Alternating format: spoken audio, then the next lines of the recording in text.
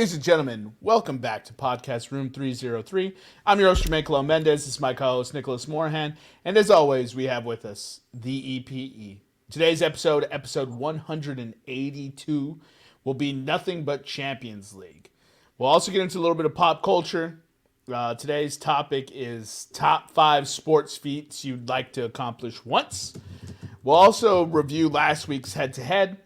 And we'll get into a little bit of UFC 285, since that did happen this weekend.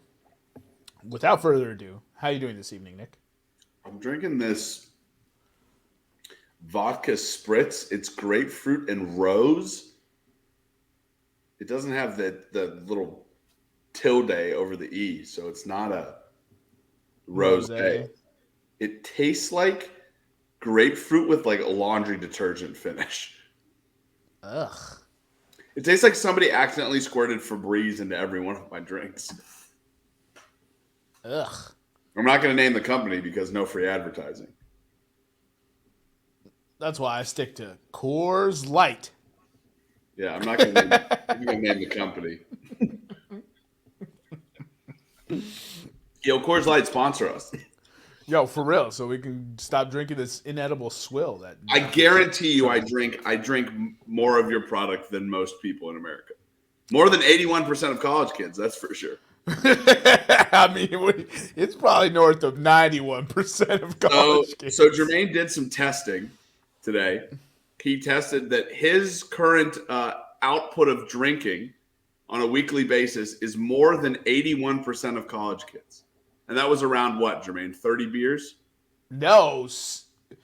They asked me, like, if I did drink during the week, like, what would it typically look like? And I was just like, I mean, I drink maybe twice a week. Once when recording. I have 6 beers every once in a while when we record. Right. And then I might drink on a Saturday. Right. And I answered, and they somehow ended up with, well, you drink 28 drinks a month. And I'm like, yo, that's some Navy math. And I was like, who the fuck? I was just like, yo, seriously, Eric, when's the last time I had 28 drinks in a month?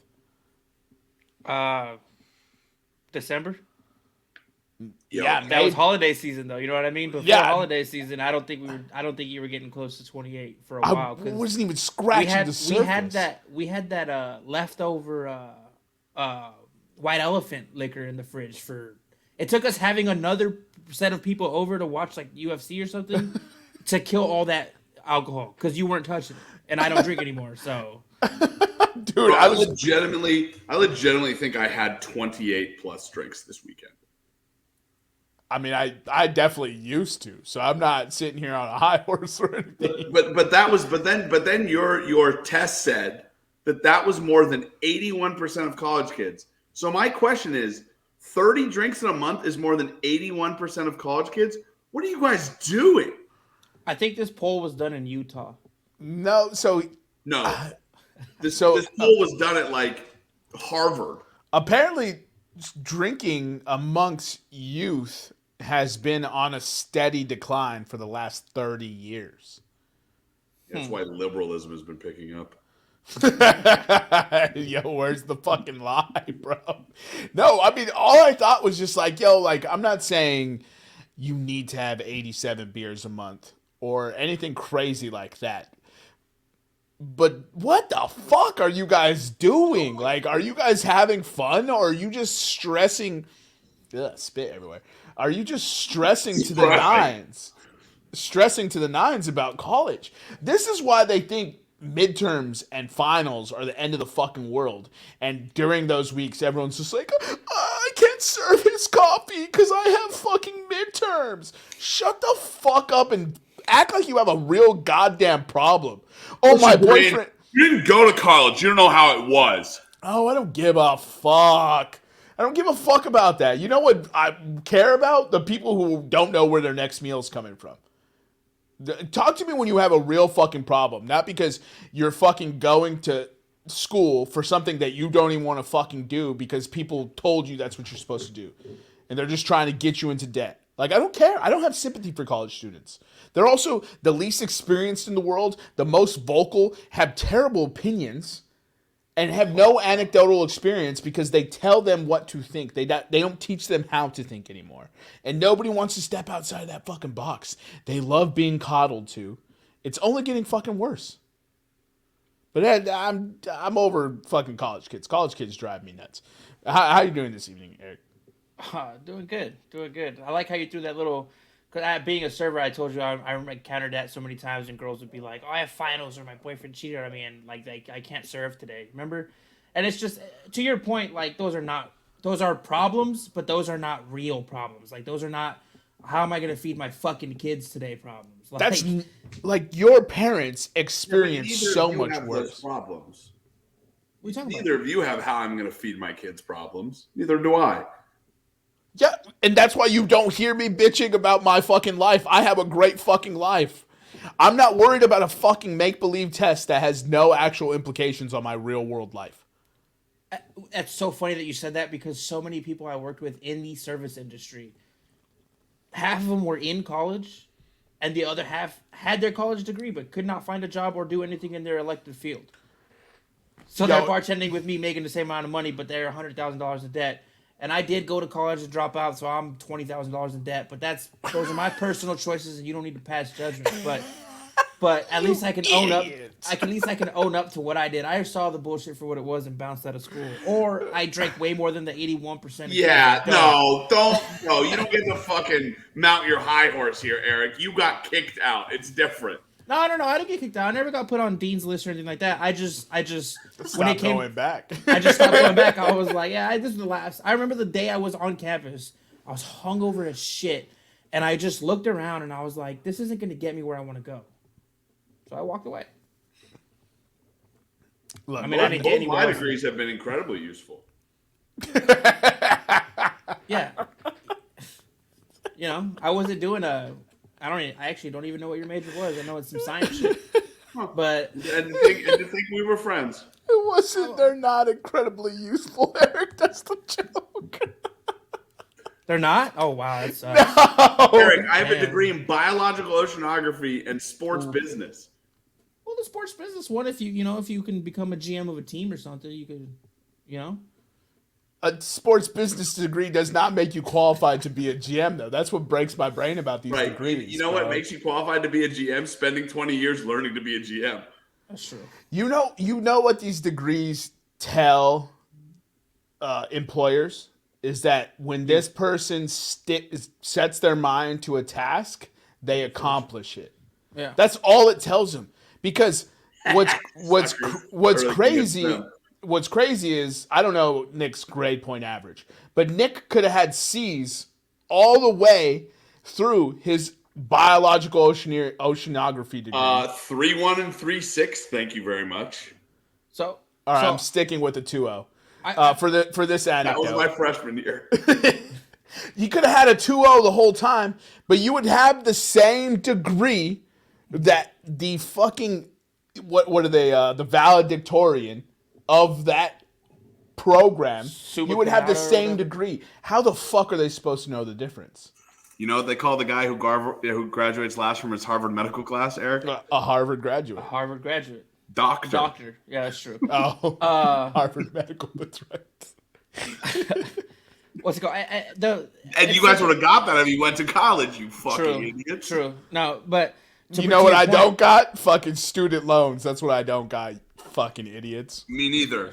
Thanks, Navy. Yeah, he just has a divorce instead. Thanks, Navy. Thanks, Navy. Thanks, Navy.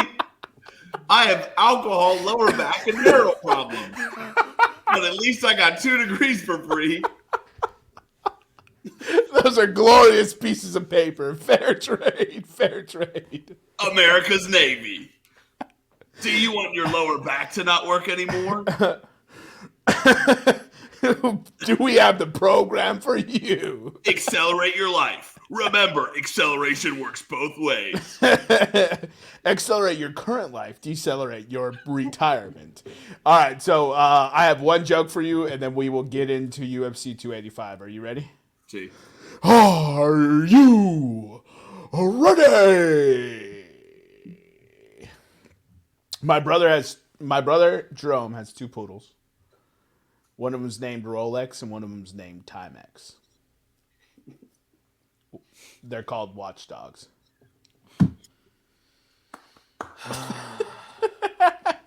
All right, let's go ahead and get into today's pop culture pick'em. Top 5 sports feats. My goodness, the beer is kicking. I'm talking like Nick right now. Top 5 sports feats you'd like to be able to do once. Nick, you have first pick. I have middle pick. Eric, you have last pick. Without further ado, Nick, carry it away. All right, my first pick is going to be scoring a 90-plus minute soccer goal to take the lead. That's a good pick. I like that. And I don't want a penalty. I want one of those like through balls that they're like more hands through on goal and just a little chip past the keeper where you know it's going in, and you before the goal's even in, you can just run to the supporter. The Mo Salah special. Right. Or I was thinking you would like one of those Cristiano Ronaldo headers, but Eric doesn't think they're impressive. So yeah, all right, dude, we've been over this. I've retracted my statement. They aren't. I understand how amazing that was. Now let's keep it pushing. You know what we should put on Room 303 TV? We should hang a ball as high as Cristiano Ronaldo gets it, and see if Eric can touch it. Real funny, Nick. We gonna get him a trampoline.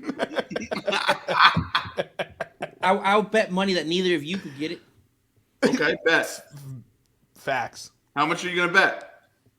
$100. Okay, I'll take you on that bet. Wait, what? You're saying you could touch it with your hand? No, I can touch it with my head. You could. Eric, take the $100. bet, bro. Take the bet. That's the easiest 100 of my life. Done. Okay. All right, bet. I'll just beat it. And I'll throw you 100 pitches. You couldn't get a hit off me. I'll beat. All I have to do is outlast you on this bet, and I'll win. No, you have to touch the header. You have to Nick. touch the. No, I'm going to be too hungover the day that we're going to do it. Oh, dude, this is, bro. I'll be standing in the background drinking one of my 28 beers Of that month. of that month, of course. February is the perfect month for you, isn't it? That's a beer. A beer a day, bro, keeps the doctor away. At least that's what I tell people. My very first pick, I'm shocked it's not actually the first pick. I want to hit a hole-in-one on a par 5. Jeez. Probably can't do it, but I want to do Quick, what is that? What is that called? it. An ace? Eagle? Well, yeah, technically it is called an ace. Hole in one on a par 5. Do you know what it's called? Either of you two? A golden goose? No. So a one below par is what? One below par is eagle? One below par is birdie. Two below par is eagle. Three below par is albatross. Oh, I did know that, actually. If you happen to hit a hole in one on a par 5, it is called a condor. Oh, we've looked this up before. Yeah. I forgot it. Condor. So Jermaine wants to hit a condor. Yeah. That'd be sick. That's what I want. Hit a condor. All right, Eric, it's your pick. I don't know that anyone's ever done that, though. Hit a hole in one on a par 5. What's that, like 400, 500 yards? Yeah, like 550. Jesus Christ. Man, with my first pick, I got a long list here. Yeah, we looked this exact conversation up. That's how we learned about the albatross and condor, Nick. Yeah. It was 5 times. I would be number 6. It's been done 5 times. Yeah. Nice. On a par 6. There have been 5 hole-in-ones on a par 5. Wow. Okay. Yeah. I mean, here's the thing, though. Par 5s can have, like, crazy shapes, though. So where if you technically slice it over the trees on accident, which is how I would hit it. Shot. Yeah, I'd slice it over the trees and somehow make a hole in one, bro. Sorry, go ahead, Eric. What was yours? I'm just gonna go with my first pick. I'm just gonna go with lay out a punt returner before he catches, or if he makes a fair catch, or before he catches it, just lay his ass out. 15-yard penalty. Money. Coaches love you. Bro, I mean, I would do it in a given context, but yeah, I would definitely want to do that. And then secondly, man, this is tough, but I honestly think I'd want to. I think hit a grand slam would be filthy. That's good. It's good. He said, I think it would be filthy. Are you kidding me? Like, yo, I could hit a ground slam and my team could still be down 12 and I would be fucking celebrating my ass off. Dude, especially if you've hit a ball before and you know the feeling of like when it's gone and you can bat flip it. Little Joey B special, bro. Little Joey B special. All right, I want to. God, there are some interesting things. Man,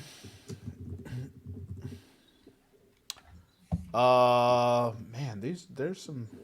Where do I want to go with this?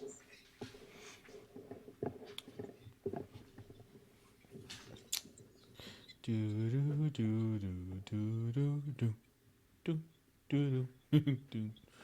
I want to, man. There's some obvious ones, but I want to hit an NCAA March Madness half-court buzzer beater. That's a good one.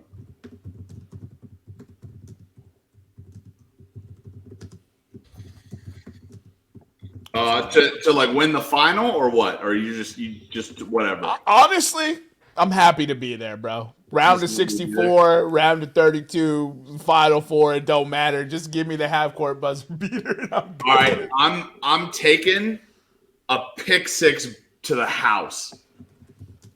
I feel like that is the most dynamic play in football. Like, and you're not expecting it, right? Yeah. And when you see that guy streak out of nowhere, pick that ball, and you know he's gone. And then all you gotta do is you just gotta flex for the camera. That's all. That's the dirtiest celebration on a pick six. Yeah. Oh man, that's a good one. I like that. I love defense, so I'm pro that. It's your third pick, Nick. So I think we've covered golf, so I'll save that. We've covered baseball, so I'll save that. I want to win an F1 race. That'd be sick. Which one? Any course in particular? I mean, it's gonna be Monaco if I'm doing it. Oh, okay. The one they're trying to get rid of. Right. But really, just anyone. I don't care. I want to main event a numbered UFC pay-per-view on Fight Island. You just want to main event it? You don't want to win it? You don't want to knock somebody out or spinning head kick or... Again, I'm happy to be there, boys. No, of course I want to win it. Like, get the fuck out of here. Yeah. How do I want to win it? I want to win it by flying armbar. How do you do a flying armbar without snapping his arm in half? You don't. Okay. Good answer. No, so Mighty Mouse had one of the craziest finishes. I forget who it was. I don't think it was Cejudo, but he picked the dude up from his waist, went Brock Lesnar German suplex style, lifted him into the air, released him, took his arm, and landed an arm bar as they were both falling to the mat. Sexy. That's insane. It's one of the craziest things I've ever seen, and yeah, if that was going that route. The other one I would love to see is like a spin kick to the head. Those are always amazing. I would also love to do a spinning elbow knockout. Oh, yeah. So anytime you throw a spin or aerial, just pick a knockout. I'm there, I think my favorite knockouts are just the boxer 3-piece. Where you get him good, but he's falling down, and you just like as he's going down. So you know he's out when he hits the mat. You know you've won the fight. You don't even need to get on top of him. yeah, exactly. All right, so for my next pick, it's a two-parter. Yeah, because you have two picks. No. But I wouldn't want it. I wouldn't want it to be. It doesn't necessarily have to be like a game winner type situation. But I want a filthy block on one end, and then I want to come down and yam on somebody, just hard as shit. The same dude I block. I want to eat his lunch, and then I want to go down there and pack that shit for him. Yeah, one highlight both ends of the courts. I'm all in favor of those. I like he's quitting after that game. You're his father. Yeah, Yes. I like the Bobby Joe Hill special. Bobby Joe Hill special from where he picks him and then he just gets a little dunk on the other side of the court. Is that where he's like, you got to set the tone? You got to set the tone. Yeah. Well, I mean, I'm not sure that's how it happened in real life, but that's what the movie told me. Yeah. And then with my next one, I would want to get ejected from a game. And we'll just wow the fuck out. Just start screaming at fans, refs, coaches, everything. I just want to get thrown the fuck out. Yo, that's actually, I was debating if I wanted to make that pick. I wanted to get into a brawl, like Malice of the Palace style. That'd be sexy, bro. Like it's just me in the crowd, and the crowd's throwing beers at me, and I'm just gangbanging on motherfuckers, bro. For my ejection, I want to take it as far as I can without causing harm to any fans. I know we're not there to hurt fans, but if you come at me on a court and we throwing hands, I'm gonna let them fly, dude. Ref, coach, assistant, I don't give a fuck. Trainer, just anybody could catch it. I just want to get ejected for wilding out one day. Yeah, so my next pick, I want to do an Instagram live video from a nightclub with a gun and strippers' titties bouncing in the background. Made me type all that for no goddamn reason, bro. I love that. Jermaine, that's already been done. Damn. I mean, there's some fascinating things that I would love to do.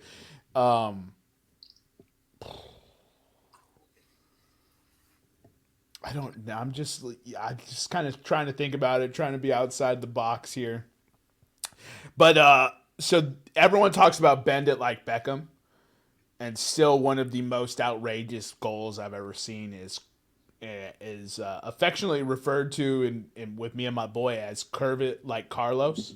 Oh yes, that shot doesn't make sense. The physics of it absolutely don't. But like scientists to this day cannot explain. 10 foot outside.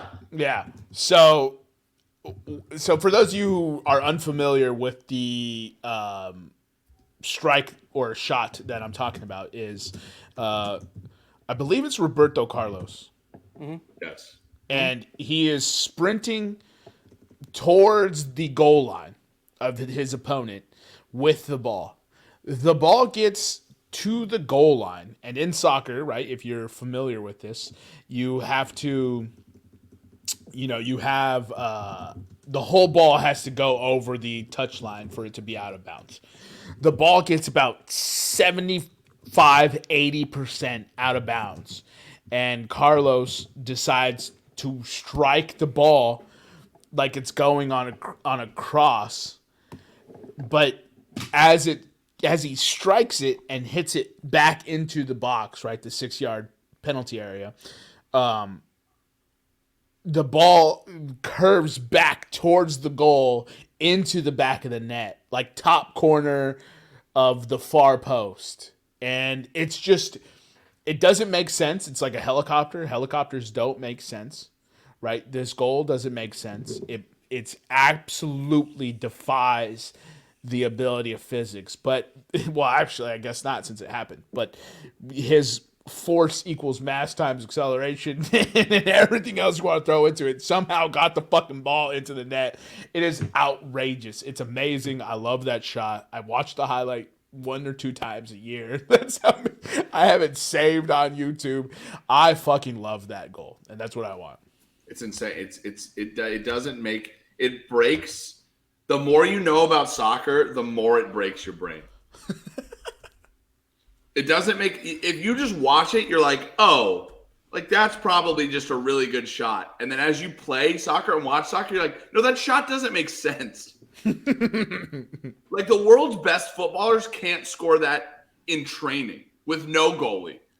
Yeah, you can give them 20 attempts. They're probably not sinking that. That was probably like him just like, fuck it, I'm gonna take this shot, and then it goes in, and he later in the locker room, he's like, yo, I didn't think that bitch was going in. It doesn't matter, dude.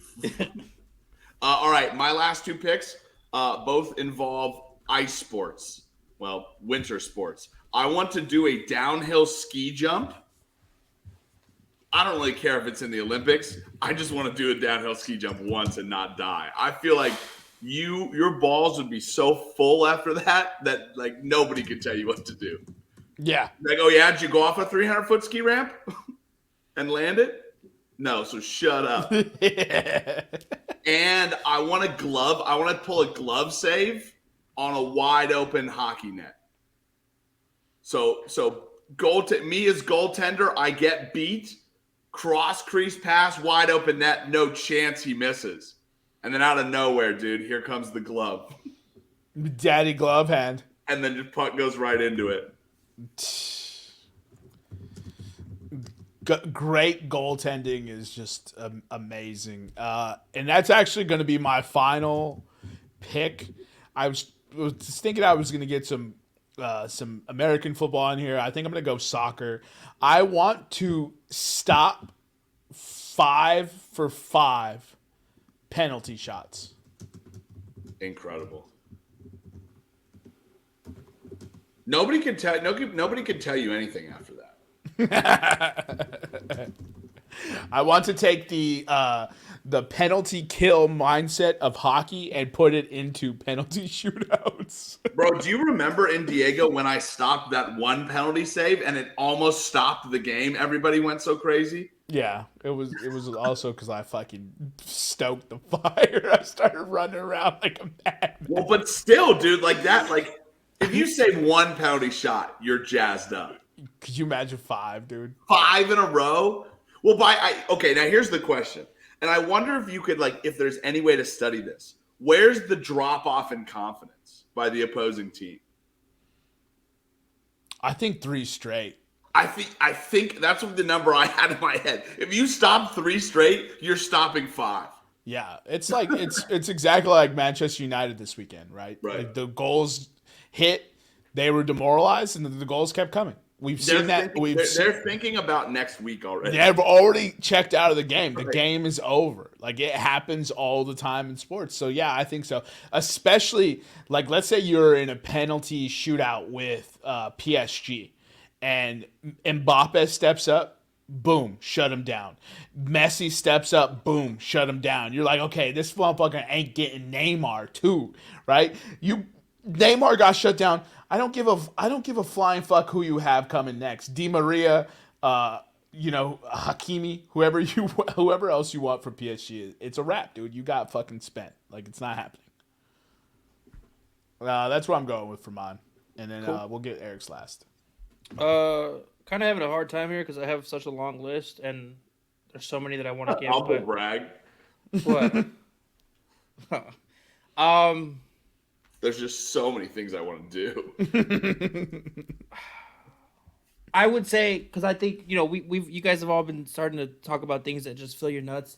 So one that I would love to like just be able to accomplish is go against the number 1 wide receiver in the league as a corner and just absolutely shut him the fuck down for a whole game. Hold on, dude. Catch, like 8 targets, 0 catches, and a fumble. Darrell Revis did that one year, bro. You need to expand it to 16 games. Yeah.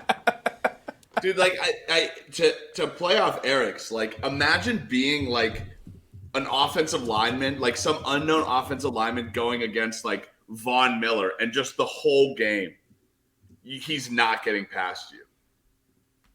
That would be a great feeling. You mean the Chiefs O-line against the Eagles in the Super Bowl? Yeah, probably. Too soon?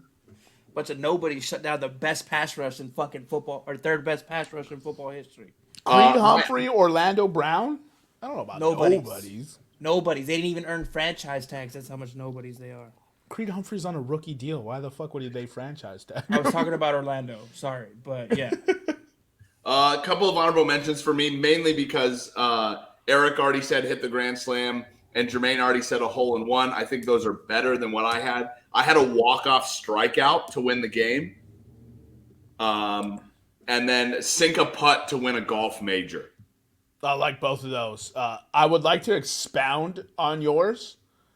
Come in Mariano Rivera style closer, and you absolutely need 3 outs to win the World Series. It's a 2-1 ball game. Runs have been hard to come by. You have 2 on, and you sit down 1, 2, 3. Ball never even gets in play. Like I can't. I've been a pitcher, and I can't imagine the amount of confidence that Mariano Rivera came into a stadium, and people would just be like, oh. Like the whole like 40,000 people are just like, well, who do we have tomorrow? Like that song, bro. That song kills. Well, actually, it's only played at home, right? Right. Yeah. I was gonna say that. Imagine you played the opposing pitcher's song. Yo, if I'm the team away from home, I'm bringing a speaker, dude. So when he comes out, I'm playing it. I'm playing it in our dugout. I love closers in baseball. I actually might be one of the contrary to this because usually everyone's talking about how they wish their starters would go for complete games all the time.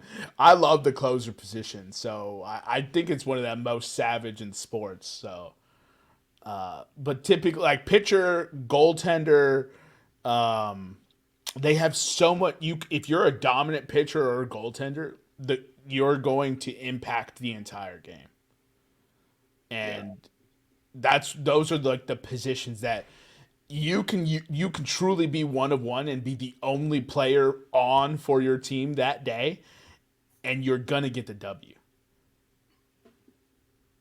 right? Because we see it. Tom Brady threw for 505 touchdowns in the Super Bowl and lost. Yeah. It's very rare do you have a position where if you play to your best of your ability, that there's no contest. I used to have a saying when I was a pitcher, and I would say to the guys, like when I was pitching well, only need one, boys. I keep doing my job. You only need to get me one. Yeah.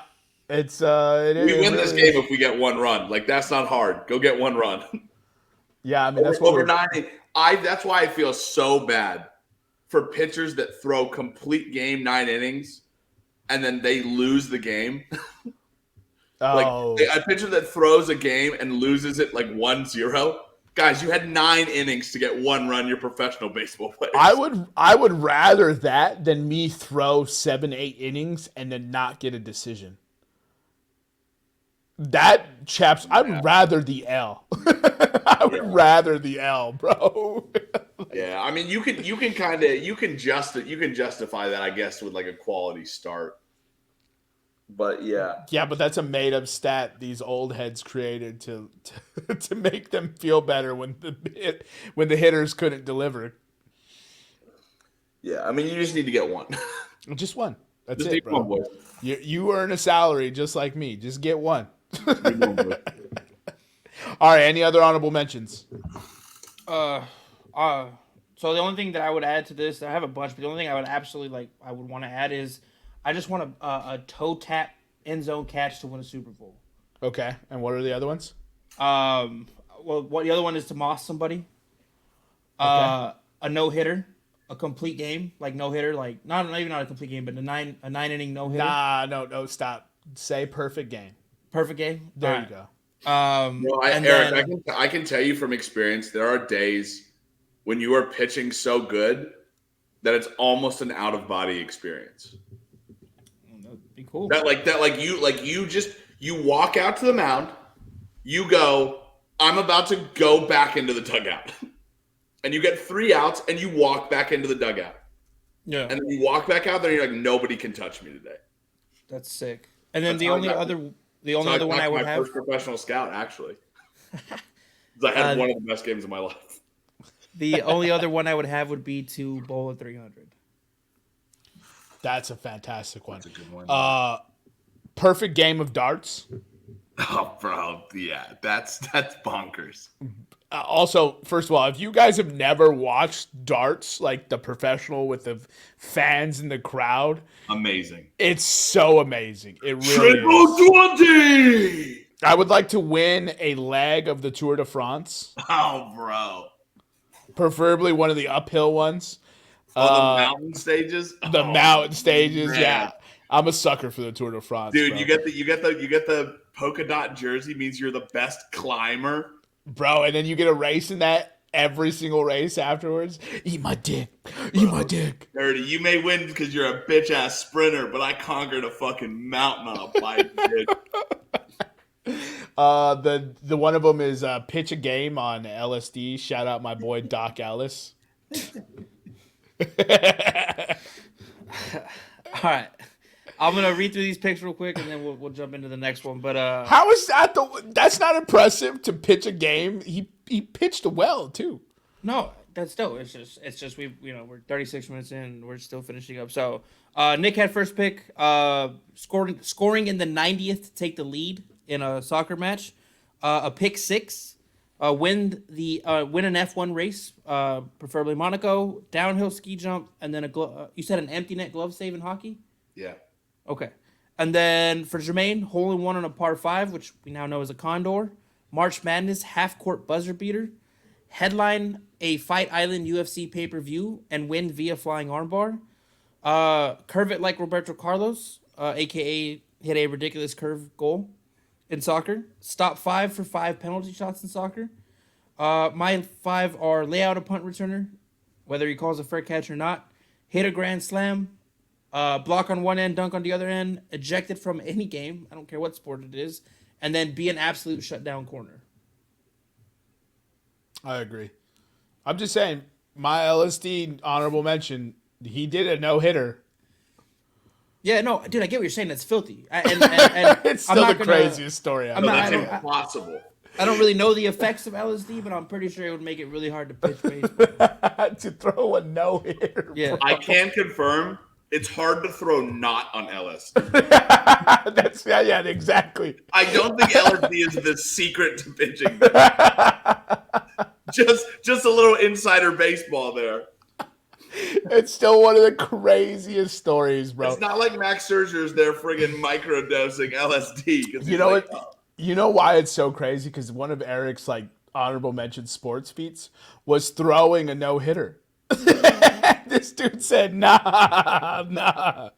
Let me drop acid and then throw a no hitter." That's just crazy to me. All right, Eric, bring back that sheet. Walk us through the head to head from the week before, and then we will get into UFC 285. Let me get this pulled up. I didn't think we were going to do that right now, so I took it off, but should be light work. All right, got it up here. How dare you? All right, so obviously you guys know we're doing a year-long head-to-head. Last week, Jermaine went 1-2. He had a pretty cool parlay, which unfortunately didn't hit because, well, Shevchenko, whatever. Anyway, we're not going to get No, into it wouldn't have hit with Shevchenko. We'll talk about it. Yeah, we'll talk about it later. But so he's now currently sitting 6-12 on the season, with being down 6.5 units. Nick went 2-1 last week. He now sits at 6-11-1 and is down 5.7 units. I went 3-0 last week, all on NBA bets. I'm sitting at 11-7 and I'm up 7.1 units. And our other producer, Nevada, is 8-6-1. He went 1-2 and he is sitting at plus 1.3 units for the season. Boom. Fuck you, Nevada. So it's setting up perfectly for me. Yeah, I mean, I really don't care about it. I would say Nick's in a better position to win this than Arsenal is to win the Premier League. We'll see. A lot of Arsenal sounder from one goal Chelsea fan. Right. Okay. They could win the cup. I still wouldn't give them credit, dude. Fuck Arsenal. The fuck? All right, so UFC 285 happened this weekend. We'll talk about the main event. I'm sorry, not the main event, the main card. The first fight of the main card was undefeated Bo Nickel taking on Jamie Pickett. It was a round one finish with 254. Shit, is that 254 remaining or 254 elapsed? Either way, it doesn't really matter. Bo Nickel gets the submission, taps out Jamie Pickett, round one finish. It's exactly what. Well, actually, Eric, before we get into this, can you read us the results from the bets we took for UFC, and then we'll. Yeah. So I have it pulled up here. So we did put in bets for this. Jermaine on his picks went 3-4, and Nick went 5-5. Do you want me to tell you which bets you guys hit, or when we talk about the scores, we can. You could, if you have it divided, you can bring it up by fight. All right, so 3-4 for myself, 5-5 for Nick. That's kind of weird because I thought I took way more bets. But Bo Nickel submitted Jamie Pickett in the first round. Kind of what Nick and I talked about. I went on a whole rant about how we've been waiting for Bo Nickel. Bo Nickel debuts in the UFC on the main card of a pay-per-view. That is rare, ladies and gentlemen. I don't know how many times I have to say that, and Bo Nickel showed up, showed out, and is about to put this middleweight division on notice. So 4-0 now. 4-0 after one of the craziest collegiate runs as a amateur wrestler that I can remember. And now he's coming for the middleweight division, and the middleweight division was recently helmed by the run of Israel Adesanya. He's the darling of that division, and then he dropped the belt to kickboxing opponent Alex Pereira, who's now the current reigning champion. And wrestling is the most. If you're an elite wrestler in the MMA, it's going to get you the furthest of all the mixed martial arts. There's just something different about a wrestler getting his mitts on you. You just can't get away. And I was talking with a buddy of mine, and the middleweight division, in every other division, the top 5 or top 10 are littered with phenomenal wrestlers. And the middleweight division is not. That's why you have Alex Pereira and Israel Adesanya essentially fighting for that top spot. Bo Nickel is coming, and he is coming fast. And hard. It's title of my sex tape. So put a little context to what Bo Nickel did in his UFC debut on a numbered card on the main event, on the main card. The fight went 2 minutes and 54 seconds. He had 2 minutes and 30 seconds of control. 1 takedown, 2 submission attempts. He didn't fail at one. And there was a total of 4 strikes thrown in the fight. So at about 14 seconds into the fight, Bo Nickel got Mans to the ground and did not let him back up or get out of his grips. And he ended up with a arm triangle to secure the win. Yeah. Didn't even get hit. He got hit once. Well, I mean, 4 strikes were thrown. Like, you don't even have to talk about getting hit. That's like, unless it's a devastating one punch, like, it's almost inconsequential. That is crazy statistics. Now, people are going to do what they have to do when you're talking about the whole aspect of a fighter. Can he actually throw hands? Is something that needs to be answered. Can he go 25 minutes? That's something that needs to be answered. But if you finish within the first 2 minutes, you never have to find out the answers. So, I mean, you just reference my sex game. Right. You never have to consider it if Jermaine can go 5 minutes because he never does. So the very next fight. Hold on. So for this one, Bo Nickel to win by submission was -120. Nick and Jermaine both took that, and they both took Bo Nickel to win round 1 by submission, or win in round 1 by submission, which was +140. You both hit on that. Yeah. And part of the parlay that I put out, if you just bet the individual legs, you went 1 and 2. Rochnov let me down. Ended up getting the finish, but let me down. but Bo Nickel to win and under 1.5, I believe, was plus 650. So that was part of the parlay. Plus 650, phenomenal odds for that. So the very next thing, the very next fight we have Matwiz Gamrot on short notice replaces Dan Hooker to take on Jalen Turner. Gamrot went from 22-1 to 20. I'm sorry, from 21-2 to 22-2, as he got the split decision in this fight over Jalen Turner.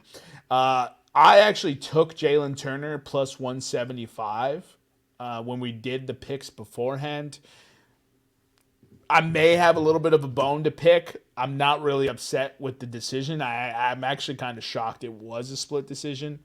But that obviously went to decision, so it went the full 15 minutes. So if you had under 1.5 or under 2.5, obviously did not hit. Jalen Turner money line did not hit, and any kind of prop on a KO, submission, or the fight not going the distance also did not hit.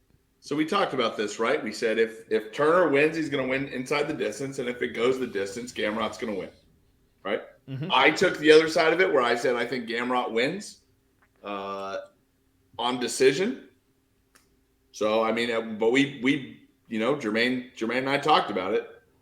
Like this was a fight. I think of all the fights on the card, if you just went by fights and data and the eye test, this was probably the most even fight on the card. And even in the fight, Jalen Turner was made me a little nervous for that bet at times. And Gamrot looked like a guy who had accepted this fight on short notice, but ultimately got the win by split decision. Yeah, still very, very, very talented individual. It's, you don't casually have 21 wins coming in to answer a short notice fight. The actual fight itself was very fun to watch. I can see how they got split decision.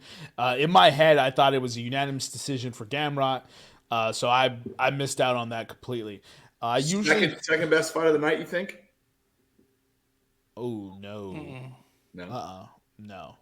So, I think the best fight of the night was the Rachmanov versus which is the next fight, versus Jeff Neal.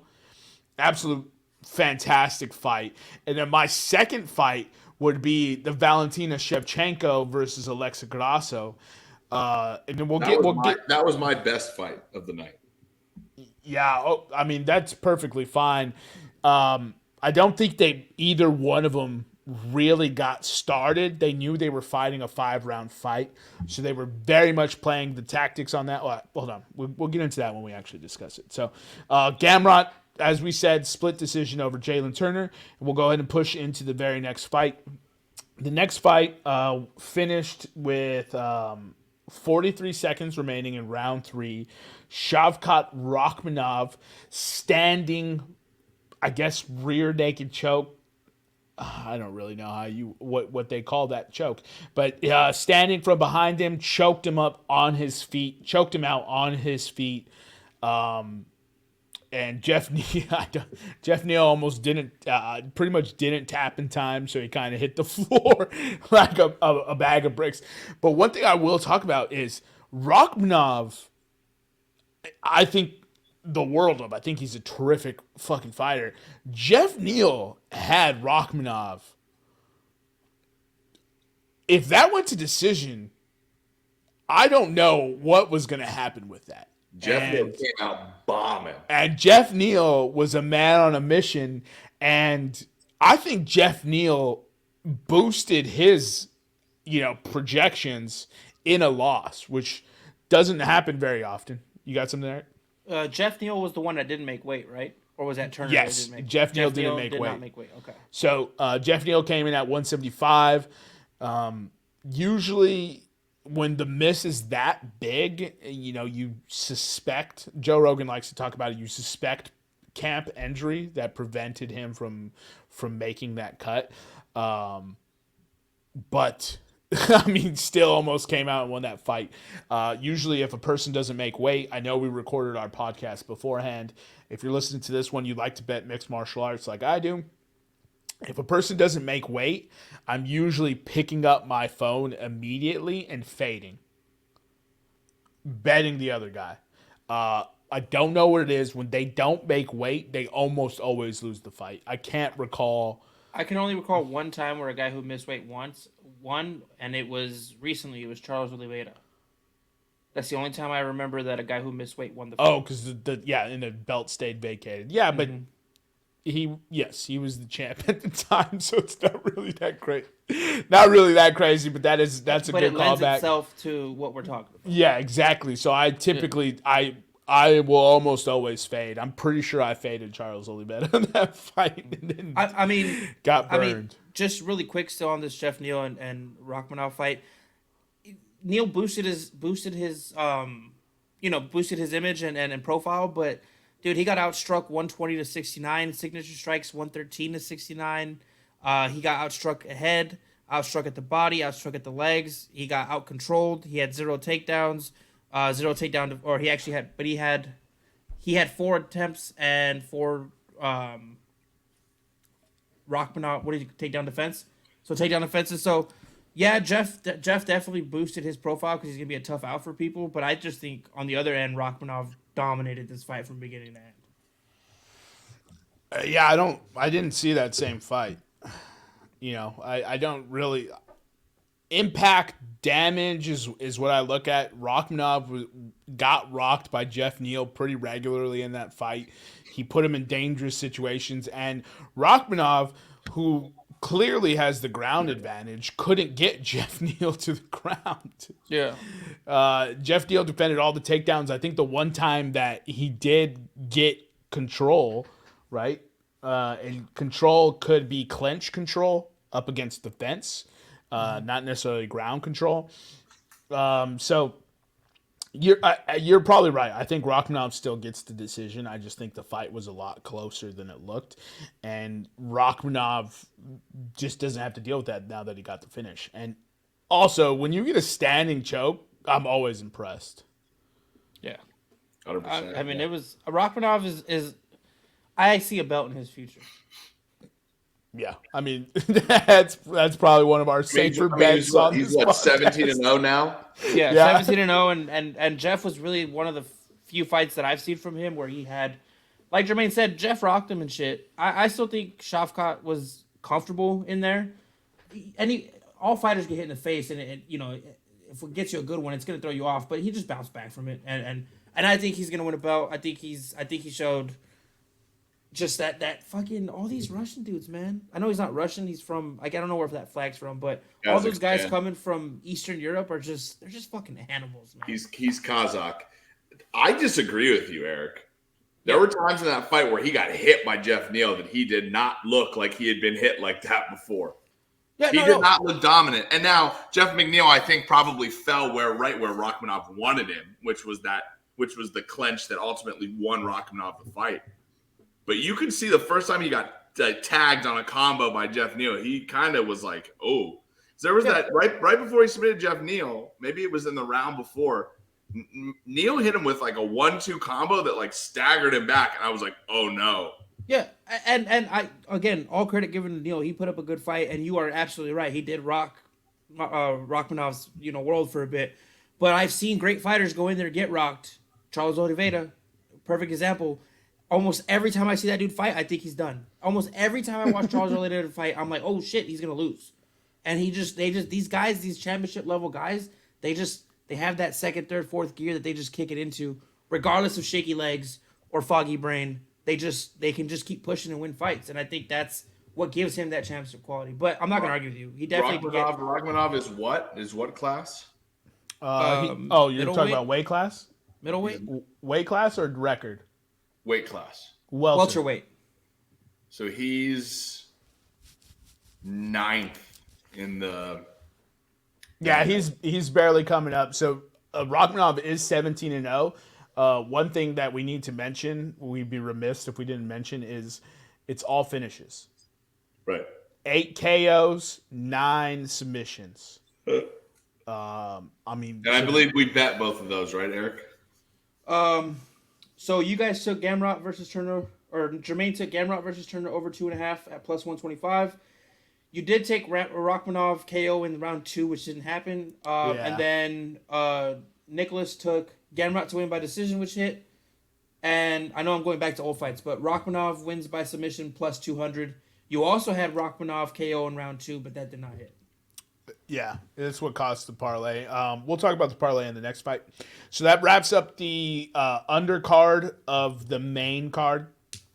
So those are the three round fights.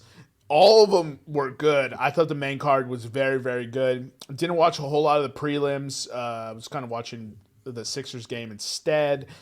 Did watch Cody Garbrandt get the dub. Just a few highlights, and then Dricus Duplessis. I was in the restroom for, and he KO'd TKO. So he opened the round 2. He finished round 2 with a KO. I happen to miss the KO. That's an up and coming middleweight prospect as well. Cody Garbrandt got the unanimous decision in the bantamweight. That fight felt very, very close, but Cody Garbrandt got the win on that one. All right, so we'll go ahead and get into the first of our 2 title fights. We had the women's flyweight title on the line. Valentina Shevchenko is probably, people consider her the only flyweight champion in that division because she's won it and held on to it. Excuse me. She had 9 defenses. She had 9 title defenses, and she was taking on Alexa Grasso of Mexican heritage. That's important. We'll get into it here in a second. But this fight actually finished in round 4. After 4 minutes and 34 seconds elapsed, Alexa Grasso was getting controlled the whole fight. I think Valentina Shevchenko was very much imposing her will as the champion. She knew how to fight a 5-round fight. She opened slow, turned it up in rounds 3 and 4, and was going to come for the finish towards the end of the fight. And I believe we said 87% of Shevchenko's fights ended in a decision. So she knows how to play for those points and then just kind of work around a good defense. Because I don't know about you guys, but in my experience, it takes a lot for a champion to lose on decision. Yeah. 1000%. Yes. You gotta clearly beat the champ. It can't be a question. Right. Yeah. And just to give a little background to what Jermaine said about that. So Shevchenko had 167 strikes. She did get outstruck 182 to 167, but she outstruck Grasso 87 to 59 with signature strikes. She beat up her head 68. Significant, brother. What did I say? Signature. Oh, significant. Sorry. Yeah, sorry. She ended 68 head shots compared to the 31 from Alexa. 8 body. Alexa had 12. Alexa beat up the legs, beat her 16 to 11 strikes. This is where it gets crazy. Alexa had 1 minute and 22 of control. Shevchenko had 5 minutes and 24 seconds of control. She was 4 of 6 on takedowns. Alexa was 0 of 2. But Alexa did get the result. She won. That's all that matters. Yeah. She was. The fight was closer than I thought. I remember going into it thinking. I was talking to Eric on the couch while we were watching the fight, and I was just like, "Yo, I don't know if Alexa Grasso really deserves to be in this position for the title," and I was like, "I think Valentina's gonna smoke her." I stand by that. If the fight goes to decision or the 5th round, I think Valentina easily wins that fight. She took her down all the time, controlled her on the ground, never really went for a submission attempt, but she was putting in work when she did have her on the ground. Now, a calculated error by the champ actually cost her this fight. She went for a spinning back kick, but did not have the range, right? She was too close. It was too compact for that spinning back kick.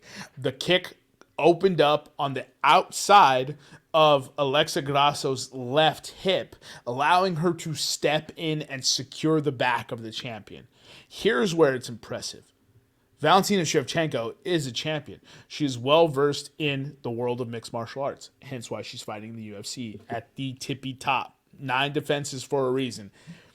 Alexa Grasso, once she had her, it went from, oh shit, she took her, to, oh shit, she took her. I mean, the clench, the squeeze, the grip of Alexa Grasso's rear naked choke was so strong. I didn't even realize how strong it was until they freeze framed it. And the entire top of Valentina's head from her lips up is crimson. It is red. The blood has been cut off. We were getting close to bluish, close to purple territory on that choke. Valentina actually tapped twice before the final tap was recognized. If I'm her corner, you need to tap like you're quitting. You can't do this. She full extended her elbow to bring it back in to tap again. It's this Like, is a tap. just tap the hand. Tap it. The ref will know. Like, it wasn't clear enough, and she almost was completely knocked out because of it. So, shout out Alexa Grasso, the 3rd Mexican UFC champ in history. And it's 3 recent. Like, Brandon Moreno won when we went to go see the UFC fight in Phoenix, right? He won the title there. He lost it, won it again. And now you have Yair Rodriguez on the last numbered card at 284, won the interim featherweight title and is scheduled to face Volkanovski. He looked like an absolute killer in that fight versus Josh Emmett. And then you have Alexa Grasso, and I just remember thinking, I was teasing it the whole time, leading up to the actual fight. I was just like, we could have another Mexican champion, and it's here. Mexican fighters have been huge in boxing. They love combat sports. Mexicans were built for that, and here it is. It's the Mexican renaissance of mixed martial arts. If I am a promoter who promotes Mexican fighters in the boxing world, I am concerned. The minute someone shows success in a field from your country, it sees a boom. That's why you saw Wang Jie, right? Mm-hmm. She won the Chinese belt. I mean, not the Chinese belt. She won the UFC title. She's Chinese. And now we're seeing more and more Chinese fighters coming out of the woodwork for the MMA. So getting into that prominence, getting a victory, getting a belt, getting a main event card, it's boons, right? So now it's 3 champions in Mexico. And watch out. Mexican MMA fighters are going to be something you need to be concerned with. I mean, you're the golden standard is the Dagestani fighters, right? Like after Khabib won, like you couldn't throw a rock in Dagestan without hitting the UFC. So I do a couple things. One, I do think it's a little slightly offensive to a certain, honestly, one of the best fighters this fucking sport has ever seen. I know he fought out of LA, but to say that these guys are the first Mexican champions is an absolute Diaz is an American. Okay. I understand what you're saying. I hate Diaz. I'm not talking about Nate Diaz. I'm talking about Henry Cejudo. Oh, no. He won a gold medal for America. I understand. But there's a lot of guys who fight in a lot of countries that aren't theirs, and I get what they're saying, but Henry Cejudo was the first Mexican-blooded, but Eric, you can't win a gold medal for a country that you're not from. I'm not saying that he's the first Mexican to win the belt. He is not the first Mexican fighter, but was the first fighter of Mexican heritage and descent to win the belt. And he paved the way for these guys to get in. Now, yes, these guys are actually Mexican, fighting out of camps where they train in Mexico, and they are all badasses. All three of these people are badasses. And Jermaine's right. The Mexicans they love boxing. Once they make this transition to there's more regularly UFC fighters coming out of Mexico, we will see a lot more Mexicans holding belts. I totally agree with that. but we have to give a little bit of respect to where you come from and where your ancestry is. And San Henry Cejudo, whose grandmother doesn't speak English, is a Mexican fighter. I know he's a Mexican American fighter is what we'll say, but he was definitely one of the first ones representing or with. You know how they say Obama was an inspiration to black kids because he was the first president. That's all I'm saying is he was an inspiration to Mexican fighters because they saw somebody like him doing it and winning belts. I'm not saying he was the first Mexican of nationality, but he was the first Mexican of heritage to win the belt. That's all I'm saying. He's American. And then another point you brought out, and I can't believe we didn't talk about it because we were really impressed with it.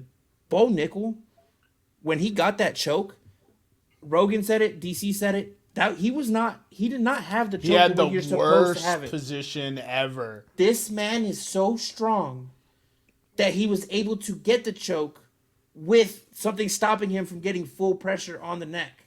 That's how tight he was squeezing it. The man was still able to put something between his forearm and the neck, but you can't do anything when he's that strong and squeezing you that hard. Because you remember, he squeezed him for like a minute. No, it was like 2 minutes. It was like 2 minutes. He just had it. He was just squeezing, and you could see the veins popping out. And it was just like, this is a strong motherfucker. And the minute he gets his hands on you, I was concerned if Bo Nickel didn't get that finish in the first round. I was concerned for the rest of the fight because he started turning red and his arms were shaking. He was squeezing for so long, but as soon as he clamped it on, I remember going, "Oh my God, look at that guy's eyes!" Yeah, they were bulging out his head. I have never seen a human being become one of those dolls where you squeeze the legs and his eyeballs comes out of his forehead. Yo, that's called chimpanzee strength, dude. You don't want to even get a finger on you. and it was terrifying, bro. And then the last few things, I know that we were doing something else, but I did watch the 2 of the early prelims. We actually watched them. Shout out to Cameron Simon from South Africa, 8-0. Dude put on a stud of a performance against Mana Martinez. He's apparently coming up in the bantamweight division. And then your boy, who you've been championing for a minute, Ian Gary. Yeah, a lot of the world is championing Ian Gary. 11-0. Because he's again, this is the same thing that Conor McGregor did for winning the championship in Ireland, right? The way people ride Paddy Pimblett, the way people are riding Ian Gary. Ian Gary he seems much more credentialed than Paddy Pimblett. I want Paddy to be successful, but if I'm picking up the two, Ian Gary was put in a dangerous situation in this fight in the very first round. The next 2 rounds, it was so dominant from him, it almost felt like it never happened. So he got the KO with like maybe half a minute left or something like that. I can't remember. I think it was like 30-something seconds left in the fight. Yeah, 38 seconds. Yeah. He got a round 3, 422 KO, TKO, and walked away from it. So we have one last fight. The much anticipated, whatever moniker you want to slap on it. John Bones Jones continues to cement himself as the greatest mixed martial artist of all time by defeating former interim heavyweight champion, right? So disputed heavyweight champion, Cyril Gane with 2 minutes and 4 seconds. It took him 2 minutes and 4 seconds. And honestly, reading that number, it didn't feel that long. It didn't feel that long. It did not feel that long. John Jones got him good, and choked him out. It was. That's it. That's all. Like that's that. There is no analysis to be given. John Jones is him. John Jones is the GOAT. He is going to enjoy a long, long reign on top of the heavyweight division unless somebody learns how to wrestle. And they don't. And that's okay. So before I turn it over to you, Eric, I know you want to make some points, but because John Jones is your guy, Cyril Gane. So coming out of this, Cejudo showed John Jones the choke. I remember when that video came out and then everyone re-showed it and I just died laughing because, of course, John Jones is just a savant. He sees it once. He can do it perfectly. The very next thing, Khabib sent a message. What is happening? Khabib sent a message to Cyril Gane basically saying, come to Dagestan and we'll To teach you learn how to wrestle. That's a terrifying prospect. And I was like, yo, that's tight. Because if Cyril Gane goes, learns how to wrestle, wins a few more fights again, him going against John Jones, being able to learn how to wrestle would be fascinating to watch. And then lastly, John Jones calls out Stipe Miocic, which was all but guaranteed for International Fight Week, which is July 8th in Las Vegas. Always there because that's where they do the Hall of Fame stuff. And John Jones calling Ngannou a pussy at the post-match presser is all-time hysterical, bro. So that's my analysis. John Jones won. The post fight stuff was more impressive than the fucking 2 minutes we saw. It was so crazy quick. I was just like, oh, all right. I'm on with the rest of my day. But go ahead. So the only thing I just wanted to ask you guys this. So we saw the greatest run at light heavyweight. Stipe Miocic is considered the greatest heavyweight. As currently constructed, you guys know the names. We don't need to go over it. Nobody's going to beat John Jones. Not that I don't think anybody's going to beat John Jones. Now, we already say he's the GOAT. He says it in press conferences. Fucking Dana White's running around saying he's the GOAT. Everybody already says this. Oh, wow. How quick of a turn by Dana White. Yo, dude. Now that John Jones is back making him money, he's back in the family, huh? It's all about the money. But I was going to ask you guys this. So, let's say we get a heavyweight run from John.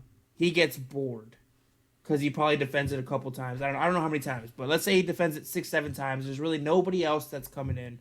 He walks away with one of the greatest heavyweight runs in UFC and the greatest heavyweight or the light heavyweight run. Now I can't say that it's a completely different sport, but what does that do for him as far as when you think of fighters? You got Ali, Tyson, and I understand it's a different sport, but when you're talking, it's the modern era. This is going to be the biggest combat sport there is, and it's going to do that for a while. Boxing's still sort of relevant, but does he get into that conversation? Look, I in my sport, in my divisions, I held the belts, and nobody took them from me, and I have one loss, which was a fight that should have been stopped way before it was ended on a DQ. Does he put himself in that conversation, or does the off-field shit fuck it up for him? He was already in that conversation beforehand, so I don't know why we're having this discussion. You think is Tiger Woods one of the greatest golfers of all time? 1,000%. Does he fuck bitches? Is Michael Jordan one of the greatest basketball players of all time? Does he fuck 1,000%. bitches? Would you say Lance Armstrong is the greatest cyclist of all time? Yes. Would you say Michael Phelps is the greatest swimmer of all time? Yes. Every single person that I just named has had off-field issues. Is Brett Favre one of the greatest quarterbacks of all time? Yeah. Reluctantly, I'll say yes. It's off-field issues does not matter. We as sports fans, and we as sports fans can't do it, but the general public needs to know that, yeah, he may be a terrible person, and I'm not saying John Jones is. Yeah. But the athlete may be a terrible person, but when he gets on the court, you can't be like, oh, he was a terrible person. You have to look at him as a sportsman. I agree with you totally. I think when it comes to sports, when it comes to movies, musicians, any of that shit, what you do outside of your field and specialty is none of my business or anybody else's business. What you give us is the product of what your industry is. So if you're a heavyweight fighter and you go out there and you're knocking out people, do what you want on the weekend. I'm not going to judge you for that. It's not my business. So I agree with you on that. And I think I just think in my head, I understand what you said, that we already say that about John Jones. But I don't think MMA has gotten to that, at least for me, and I guess I must just not realize when it happened, but I still think boxers are put up here and MMA fighters are put down here. I don't know why I thought that. Maybe I'm just Information. completely wrong, but for some reason in my head I just thought there's like this lore to being the McGregor heavyweight McGregor changed it. Yep. Okay, so I can so I recant my statement. I guess he is already there, and I was viewing it from a viewpoint where people like my dad and a couple of my uncles, to them boxers are the epitome, and MMA is cool, but it's not. It's how they grew up. Yeah, Yeah. so here's the thing. Turn of the 20th century, right? So 1900 is the turn of the 20th century for those of you not understand what I'm trying to say. I was born in the late 1900s. Boxing, golf, and baseball were the top 3 sports, right? And then boxing saw a boom. Baseball saw a boom, also saw the decline in that same century because baseball can't get out of their own way. But those sports, right? Boxing, golf. Actually, it wasn't baseball. It was horse racing. Sorry, boxing, golf, horse racing were, because baseball was just starting, were the prime time sports. All 3 of them have fallen down the wayside. There is one company who has a partnership with ESPN right now, right? So the worldwide leader in sports, right? We'll put air quotes around it. Let's not be disrespectful to everyone else, but the worldwide leader in sports has gone all in on UFC, Yeah. right? UFC is going to be bigger than boxing. The reason why we romanticize the Mike Tysons, the Alis, is because that was the combat sport of that time. And they will be talked about that. But the same way boxing legends have leaned into taking MMA star power, that lend credence to MMA. MMA is considered official now. MMA is treated with the respect. It's paid its dues, right? We're in year 30 of the UFC right now, right? 1993 to 2023. We're 30 years into the Ultimate Fighting Championship. These fighters, we're not talking about just boxing anymore, right? That's why we talk about, best of all time. We talk about these fighters, and that's why dream matches come out. Like, could you imagine Muhammad Ali versus, right? And then you have to factor in what sport are they fighting. So, long story short, I am a firm believer that John Jones is in that conversation already. 27-1, 2-division champion, and he's beating the people who are considered the best in those other divisions. So, I don't know. I think that's enough UFC 285. Let's go ahead and get into Champions League, Nick. I'll say one thing. I'll say my piece on John Jones, and my thing is that I think what's going to stop John Jones is he's 35 years old. Yeah, I agree with that. So I don't think John Jones has 8 title defenses at the heavyweight. He's 35, and when you fight in the UFC and you fight one fight a year, we may see John Jones defend his title 1 or 2 more times. Yeah. After Stipe. And then, unless guys keep coming out of the woodwork wanting to face John Jones, and then we could see, 4 or 5, but we're not going to see past 5 title defenses from John Jones. It's just not going to happen. Like, who's there? Who's there? I'll read you the current rankings, right? So he beat Cyril Gane already. Stipe Miocic is 2. Sergey Pavlovich. Can you guys tell me that is? Yeah, okay. Curtis Blades, you probably are familiar with that name. Tai Tuivasa. He's not gonna win, though. Tom Aspinall. He's an up and comer. I actually think he might present a better fight than other than Stipe. He might present a better fight than the people I just named. Sergey Spivak, Alexander Volkov, Yarzino Rosenstreich. Marcin Tybura, Derek Lewis, Chris Dawkins, Alexander Romanov, Jailton Almeida, and Bloge Ivanov. John Jones is going to do cocaine before any of those people are good enough to be. Let's just be fucking honest. So that wraps our US. Sorry, go ahead. It's going to rear its ugly head again. The only opponent that's ever beat John Jones is John Jones. It's cocaine. Yeah, it's just cocaine. Cocaine is undefeated against John Jones. Good point. All right. I'm not going to reveal my checkered past on this podcast. For those of you who have done drugs or alcohol on a bender. Keep in mind that John Jones defended a title the night after a bender. Fucking legend. He was probably still on the bender. He was probably still there. All right, so that wraps our UFC 285. Congratulations to the winner, Bo Nickel, Matisse Gamrot, Shavkat Rachmanov, Alexa Grasso, and John Jones. 2 new champions, 1 women's flyweight, 1 men's heavyweight. Great card. You know, you kind of wish maybe John Jones gave us a round, but at the same time, you're like, this is what you expect from John Jones. It's the fire you play with. So, Nick, go ahead and take us into UCL. Yeah, so Eric's pulling up the odds here. Eric, talk me through so games coming up Tuesday and Wednesday. Talk me through the odds for both match days. All right, so we're going to start it off with the games that are happening tomorrow, or Tuesday if you guys are listening. It's going to be Chelsea versus Dortmund. Chelsea are minus 110 favorites. A draw is plus 270, and Dortmund is plus 310 to win. Dortmund is up on aggregate 1-0. Then we have Benfica versus Club Brugge. Benfica is a minus 270 favorite. A draw is plus 425, and Club Brugge is plus 750. Benfica is up 2-0 on aggregate.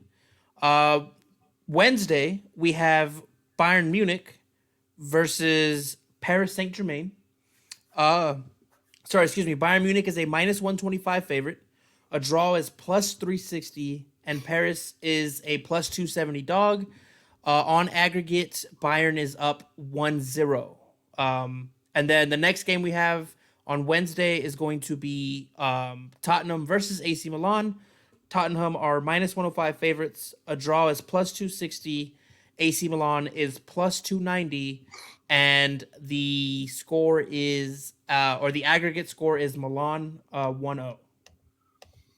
Yeah, so that's our first match day.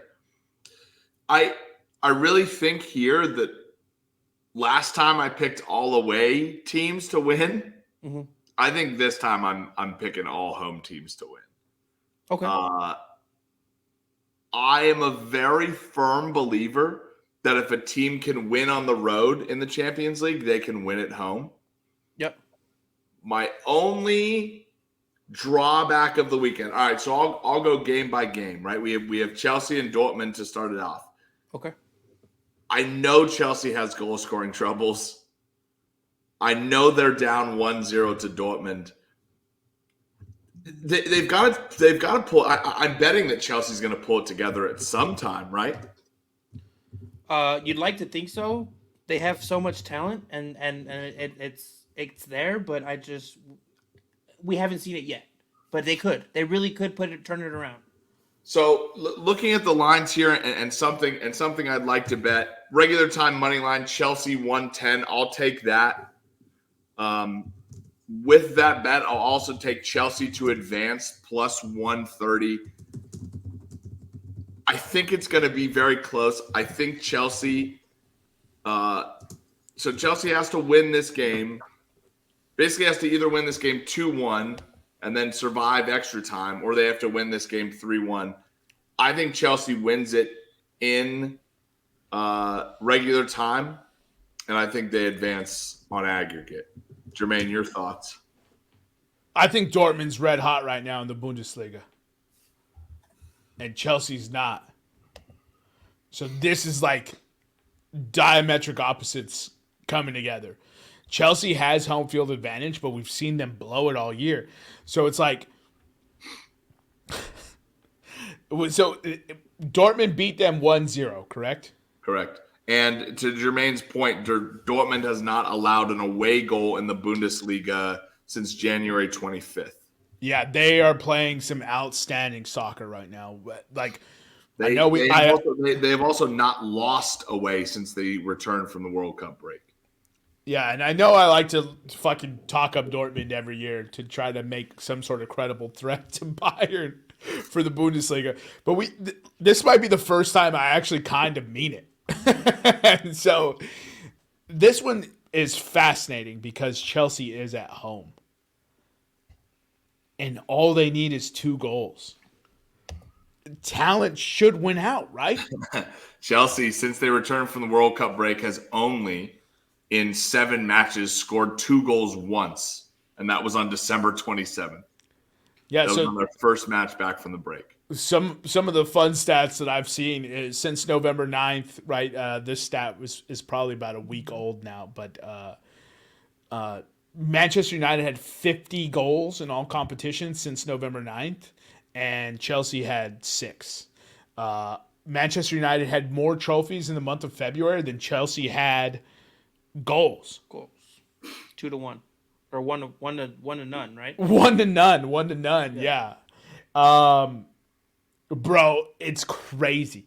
And getting Chelsea at -110 at home, but they have talent. They could very easily win this game. But Dortmund at +310, I can't walk away from. So I'm going to take Dortmund +310. So What just happened? to give you, that's to advance. Or actually, no, I'm sorry. Yeah, that's money line. I'm sorry. Yeah, my bad. I thought I had it on the to advance screen still. Oh, sorry. I also have it up on mine. So Okay. I So was you're taking BBB for money line at +310. Yeah, I just think they're a good team. And very rarely can you get a good team at +310. So I'll take the +310. The to advance. Oh, Chelsea's +130. Dortmund's Yeah. -160. Okay, so all right. So there's a little bit of that's fascinating. It feels like even Vegas is torn on this. Like Chelsea's the favorite to win, but Dortmund still the favorite to advance. So I think what Vegas is looking at is, or actually, this is what I would say. I think if you're a betting man and this is a betting podcast, I would go draw, and I would go Borussia to advance. All right, Eric, here's what I'm going to do. I'm going to work it back. I'm going to take away my Chelsea money line. I want to bet Dortmund draw no bet. Dortmund draw no bet is +200 on DraftKings right now.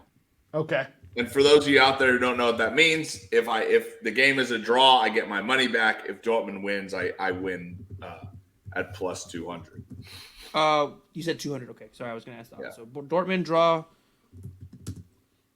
I'll No take that way. as well. I'll keep the money line that I have, but I'll take that as well, Eric.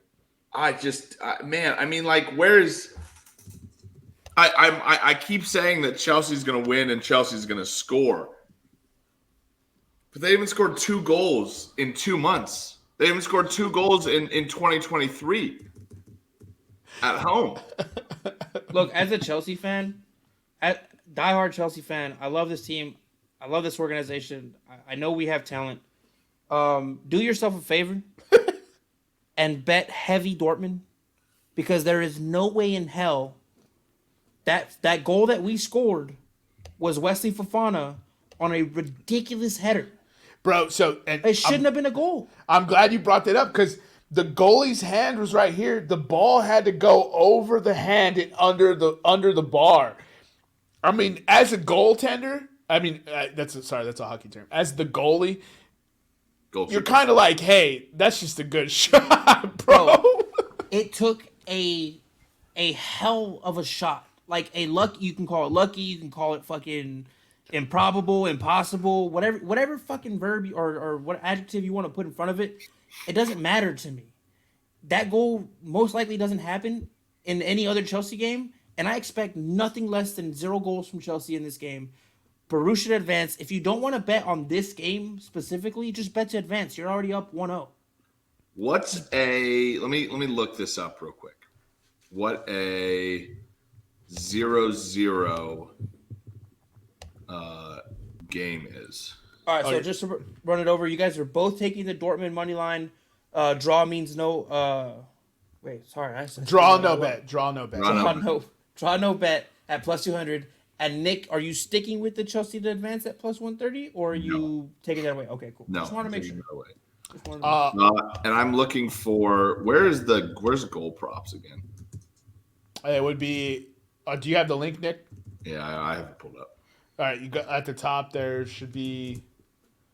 Oh, it says goal scorer props. Oh, okay, hold on. We want game props, I believe. Yeah, so game props has both teams to score. Both teams to score, no draw. Sorry, that's for the multiple games. So I have Chelsea versus Dortmund here. Are you go. That's what I taking was looking Chelsea for. to score? Are you looking for No, game goals? I want to see what a 0-0 score is. I want to go 0-0 let's do hunting it. in So this let's game. just do this. Let's go back this way. We'll go to money line. We'll click on the game, and then we're gonna scroll down to game lines. Oh, that's what you're gonna do for me, you fucking bitch. We lose it every time. I don't know why. Yeah. So exact score. I'm gonna help you out on my end, Eric. See if I can't find it. Both teams to score. No. 0-0 score. Yeah. 0-0 score is plus 1100. A 0-0 score is plus 1100. A 0-0 tie is plus 1100. I want 0-0. Plus 1100. Yeah. I think that's a fun bet, dude. I think that's a fun bet. I'm going 0-0 hunting. All right, next game. Moving on from this Chelsea game, Benfica and Bruges. I hate saying this. I don't have a bet here. Benfica won 2-0 in the first round at Bruges. They're probably going to win by a greater margin here, right? At least, right? Yeah. I would say, given the nature of Champions League, the only bet I would consider taking for this one would be for it to finish a draw at plus 425, just because the odds are so juiced. Now, Benfica's going to win this no matter what. Is advancing no matter what. Now, if they go out there and try to punish Bruges, maybe, but I think Benfica's going to be comfortable sitting, holding possession, pass, take a shot if it's there, but they're not going to be forcing the issue unless Bruges does something to force their hand, but I don't think Bruges has that in them. So I would say a plus 425 draw has some value, but that's still a risky bet because I agree completely. I think Benfica is a team that they're going to dominate and score goals no matter what. I could see this game finishing 2-0 or 3-1 or 3-0 Bruges. Yeah. The problem is none of those give me an over bet.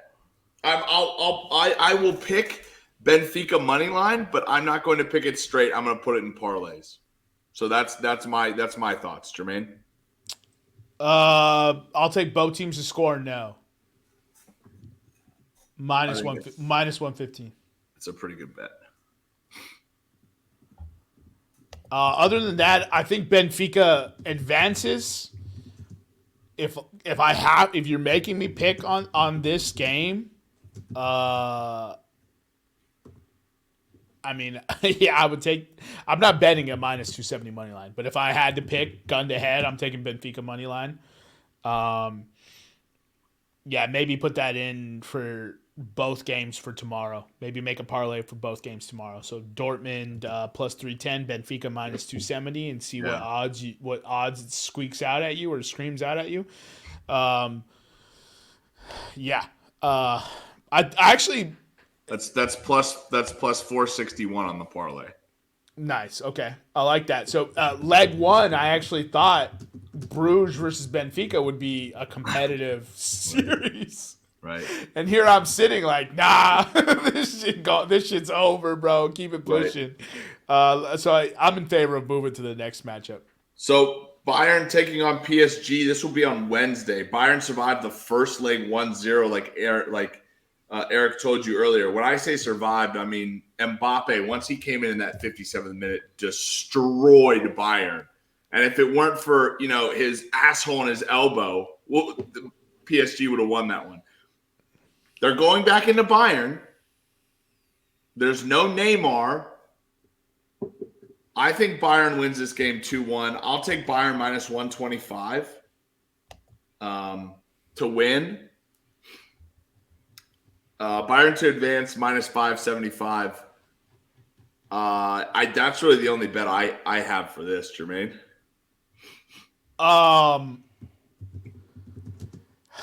Neymar had to get hurt, bro. Stop me if you've heard that again. Right. I feel like the last match had to have been a wake-up call for Bayern, right? You would think, but it hasn't. It hasn't woken them up even in the Bundesliga. I feel like Bayern doesn't understand that they're under fire right now when it comes to the expected trophies, right? So Champions League is not expected with Bayern. You're expected to be competitive, sure, but I feel like the current crop of Bayern players don't scream to me that they understand what team they're playing for. Right. Bayern in their last 2 home matches has won both of them 3-0. Mediocrity is not acceptable here. The bet I want here is over 2.5. Okay. I think this is going to be a high-scoring game. I think even with Neymar out, that actually, to me, it's addition by subtraction, right? There's not as many mouths to feed. There's not as many egos. So now it's just Messi, Mbappe, and the rest of the team built around them. So, all right, give me over. Oh my God, minus 240 for over 2.5. Yeah, that's Vegas is right with you. Give me that. Fuck it. I'll do over 3.5, Eric, plus 105. I feel like this is gonna be a high scoring game. I really do. 2-2 won't surprise me. A 2-2 draw won't surprise me. A 3-2 win won't surprise me. That's where I'm going. I'm going for goals aplenty in this matchup. Yeah, I could see that. I'm not going to take it though. I guess I also want Bayern minus 125. Right. All right. So Jermaine and I both took Bayern minus 125. The final game of the first match day of the second leg. Stop me if you're confused. First week. AC Milan travels into Tottenham. AC Milan 1-0 winners. Tottenham is kind of a greater Chelsea, right? Can Tottenham score 2 goals at home? And can they stop Milan from scoring? Tottenham, since in the month of February, Tottenham has not allowed a goal at home and has scored 5, including 1-0 over Man City and 2-0 over Chelsea. I'm going to do something I might regret. I'll take Tottenham to advance plus 140.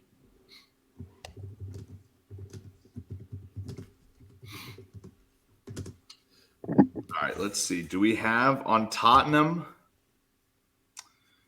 I want to take regular time. Oh, no, because that wouldn't be. Dortmund just moved. Dortmund moved from plus 300 to plus 310 while we're recording this. Oh, there we go. I want to take Tottenham regular time money line, but I think this is going to go into extra time anyway because of the way it's set up. Because now with the goal differential,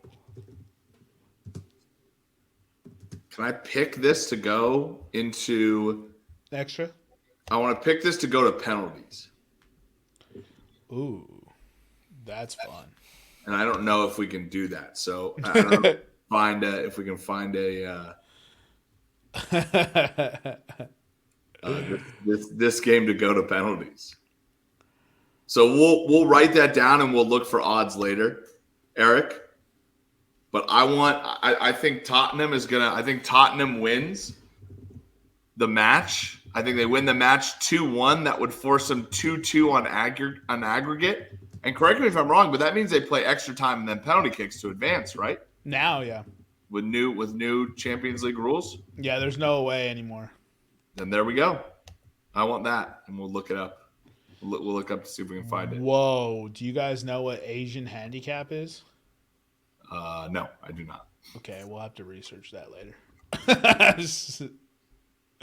You know what bet I'm going to give you from a game we just talked about? What's that?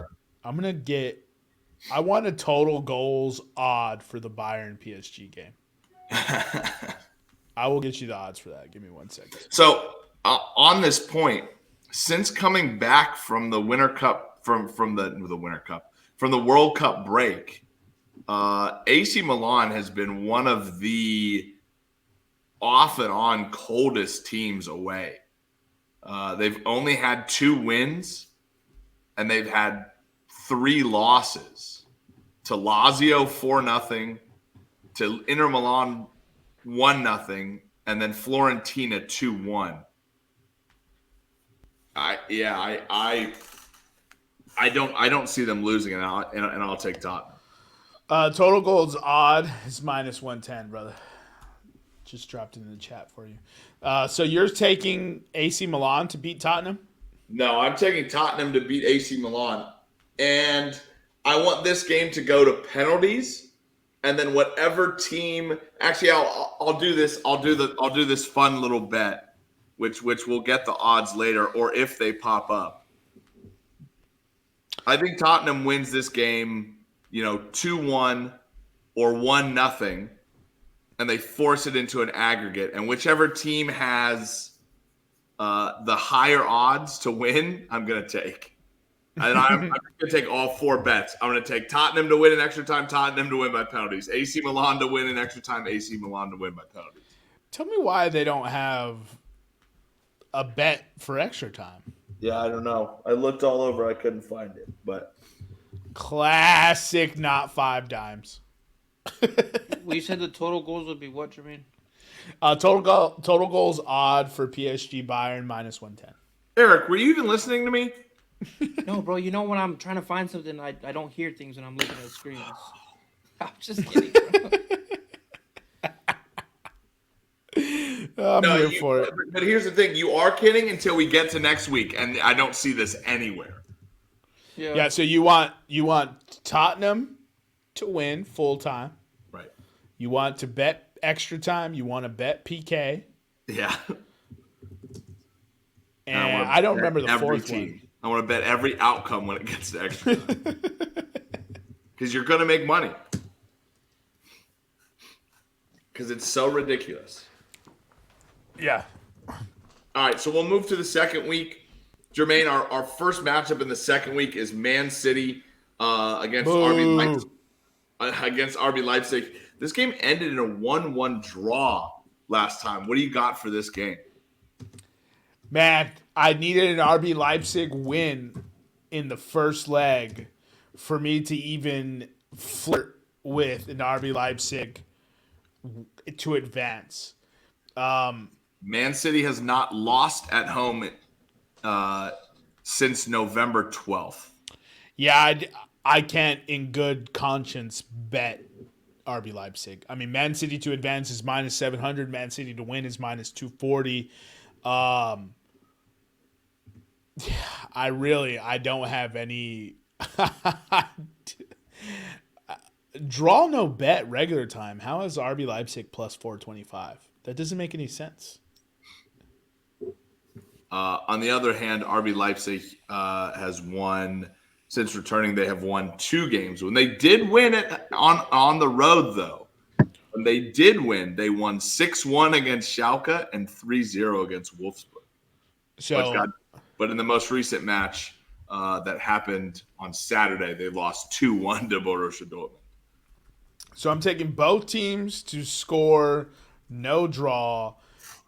Yes, +130. I'm going to fit Man City again into a parlay here, but I'm not going to bet them straight up. All right. So second match of the second week, Inter Milan travels to Portugal to play Porto.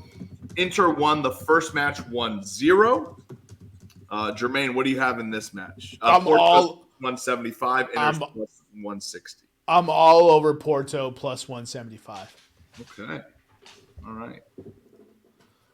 Porto +175, and I want Porto to advance. So Inter has been struggling in their last since returning from the break. They have only won 1 game away, right? Mm-hmm. Porto. We look them up. Porto to advance is plus 280 currently. Porto money line regular time is plus 175. Porto. Porto.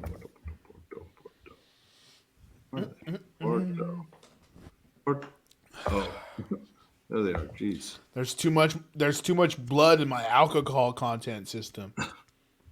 Porto was on a hot streak, scoring a bunch of goals coming back from the World Cup. Since then, they've cooled off with a loss on February 26th, in which they allowed 2 goals. They lost 2-1. Not worried. Oof, man. This feels like a high-scoring game. Both teams to score is minus 145. Both teams to score no draws plus 160. I'm going to take the over 2.5 in this game, minus 105. Over 2.5. That is. Where is that? Spread total. Over 2.5 is minus 105. Yep, over 2.5. Ooh, that's a. Well, so then, why don't you bet both teams to score no draw? What's both teams to score no draw? Both teams to score no draw is plus 160. Well, then, I'll bet both teams to score. Well, hold on, no, no, because I don't want to bet also the no draw. Both teams to score. Yes, minus 145. I'll take both teams to score minus 145. That's fine. Yeah. Okay. All right. So the third match of the second week, Liverpool travels into Real Madrid. Liverpool fans were amazed and astonished after 17 minutes. Wait, hold. Pump the brakes. We have Napoli versus Eintracht Frankfurt first. Okay, that's not what I'm. They're at the same time. So, okay, interrupt me to talk about Napoli and Eintracht Frankfurt. What are your thoughts on this game? Napoli won the first leg 2-0. I don't frankly think the second leg is going to be close. Going into Napoli. Napoli's minus 195. Sorry, I'm just going off what we're presenting on the screen. So right. Napoli was the next game. Shoot. They don't even have odds for Napoli to advance because it's so fucking. It's already. Oh, to advance, Napoli's advancing. There's no. Yeah. So wow, that almost makes me want to bet Eintracht. That's disrespectful. Come on, Vegas. I will also in this game take the over 2.5 minus 135. I think that Napoli is going to hit that by themselves. It's funny because I was looking at that. I was like, yo, that's a good bet. Man, it almost makes me want to bet Eintracht, but I'm not going to. I'm gonna try to guess the correct score. I'm gonna take 3-1 Napoli at plus 950. Okay. Napoli has, since coming back from the World Cup, Napoli has allowed 1 goal at home 3 times. Perfect. Frankfurt. Eintracht Frankfurt playing in the Bundesliga since we returned from the World Cup. Eintracht Frankfurt away has not won since November 5th. Oh, that's why they don't have the odds for them to advance. However, they have scored in every game but one since that November 5th defeat. They have scored in 6 games. They have scored 1 goal or more 5 times. So, okay, I like that. That bodes well for me trying to pick the correct score. Napoli runs away with it. I'm not trying to get any juice out of that minus 195 line. Eric just said they don't have an advanced line, which I can only imagine is bigger than minus 195 at home. What did you say the final score was going to be, Jermaine? 3-1. Man, I might ride you on that. I might ride with you on that 3-1. It went from sexual to betting together. Yeah. You said I might ride Well, you. I'm gonna I ride might you. I'm gonna ride you, but then I'm also gonna bet with you on the 3-1. What can we get 3-1 at? Plus 950. What's 4-1? Ooh, 4-1. I backed out. Give me 1 sec. Nah, it's Ed. That's too much. That's too much. I'll ride 3-1 with you. 4-1 is plus 1800. Oh yeah, no, I'll ride 3-1 with you. Last game of the second leg of the Champions League, round of 16. Liverpool traveling into Real Madrid. As I mentioned before, Liverpool had an amazing visit or had an amazing home showing in the first 17 minutes when they were up 2-0. But as we know in the Champions League, you don't put Real Madrid. Nobody puts Real Madrid in a corner. And Real ended up winning 5-2. I mean, what's the point, dude? The fact okay. Real Madrid's plus money. Give me Real Madrid plus 120. Yeah, I'll agree with that. Jermaine, can you look up what 5-2 is? You want correct score 5-2? I want correct score Real Madrid 5-2. Correct score Real Madrid 5-2 is 6,500. I want correct score Real Madrid 5-2 plus 6,500. That's diabolical. I'm here for it. And I want it to happen the exact same way. Go down 2? Right. So all right, so then bet Real Madrid to come from behind. Dude, if I'm there's no way I'm going to find that looking through here. Let's see. I just saw it the other. You can pick Liverpool first half money line. To win from behind, Real Madrid plus 600. Okay.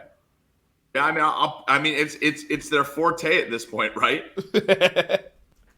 Whether it's 1 or whether it's 2, I'm gonna pick Real. Since coming back from the World Cup, Liverpool has played 6 games at home. Out of the Premier League teams, I'm gonna ask you to identify these games that Liverpool has lost away. Ready?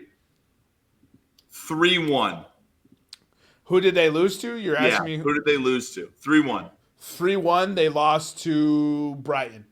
Brentford. They lost to Brighton 3-0. They lost another game 3-0. Do you know who that team was? Away? Away. Everton. Wolves. Since returning from the break, Liverpool has had 3 goals scored on them 3 different times. In the English Premier League, not counting in the English Champions. Premier League, yes. Oh, man. Wolves, Brighton, and Brentford. Yeah. Not exactly a murderer's row of competition. No. Real Madrid, on the other hand, since coming back from the break, is actually 1-1. Is actually 2-2. 2-2-0. That means they have 2 wins and 2 draws. Their opponents have only scored in 1 of those games, though.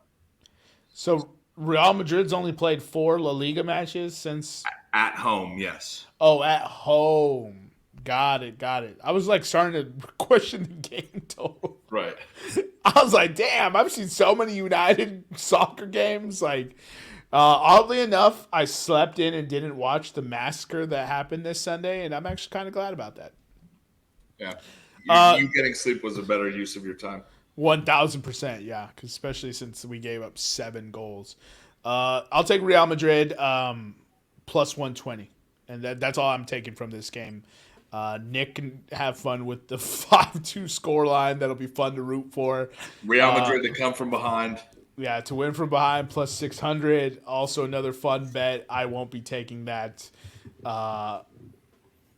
The one thing that is kind of interesting in this Real Liverpool matchup is Liverpool's plus 185. They just put 7 goals on United. Are we not? Maybe the confidence? Is that a fluke? Are we considering that a fluke, or Yes. are they fig? It's a fluke. That's what we're Yes. putting at. Yes. So they're not good. So Liverpool's just not good. They're good. Sure. All right. Conversation over, ladies and gentlemen. The co-host, executive producer, both agree it's a fluke. All right. So these, by the way, so we will be in Japan next Tuesday and Thursday, or next Tuesday and Wednesday. These games are on in Japan at 5:00 in the morning. We'll be up somewhere. So we're getting up 5 a.m. Japan time to watch them, right?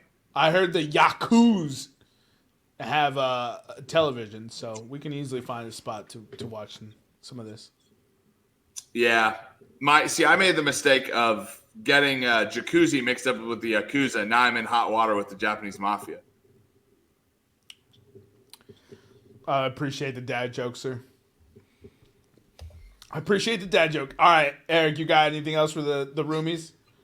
No, I'm good for this episode. Nick, you got anything for the roomies? Hell no. Follow us on Instagram, Twitter, and YouTube at Podcast Room303. If you were curious, how much does a pirate pay for his earrings? It's $1 an ear. And we'll see you next time when you come on down and step into the room.